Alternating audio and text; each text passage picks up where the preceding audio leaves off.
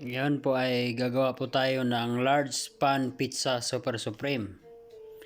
Ito gagawa po tayo. Pero marami po tayong dough na pwede pagpipilian.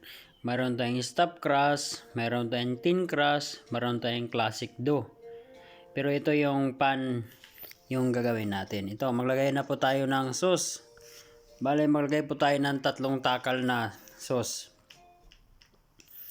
Yan, pagkatapos na lagay natin, yon i-spread na natin yung sauce. Kailangan talaga yung paglagay natin ng sauce pantay. Hindi yung kabila puting-puti, yung kabila pulang-pula. Kailangan pantay natin para pantay din yung lasa. Kasi pangit din yung kabila marami sauce, tapos yung kabila konti.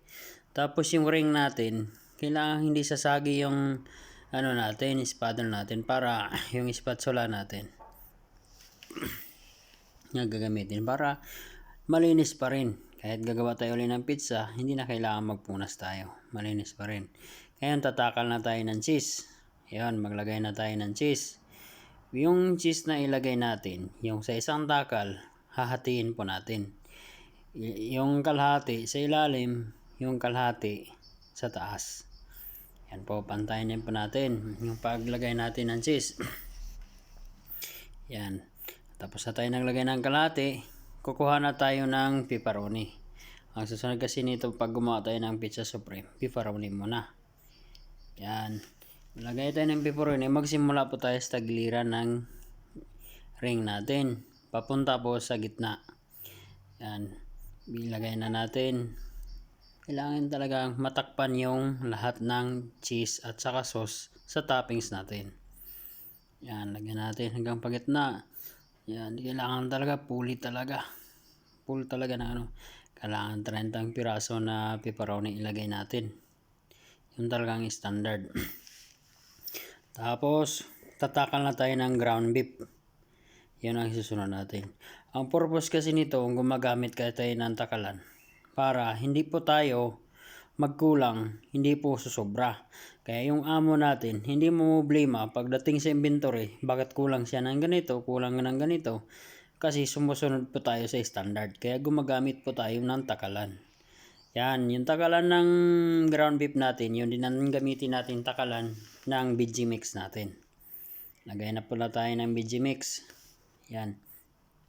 Kailangan pantayin po natin yung paglagay ng veggie mix. Yan, tapos na po. Saka po natin ilagay yung kalahati sa cheese nga natira natin.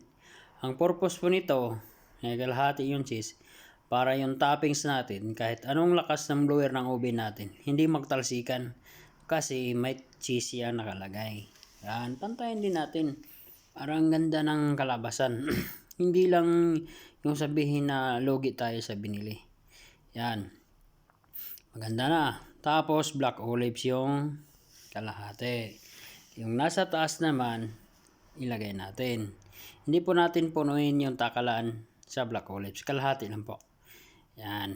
Kasi pag sobrang itim din, hindi na maganda. Parang decoration lang sa ginagawa nating pizza. Para yung pizza natin maganda sa mata. At saka hindi rin masakit sa bulsa. Yan.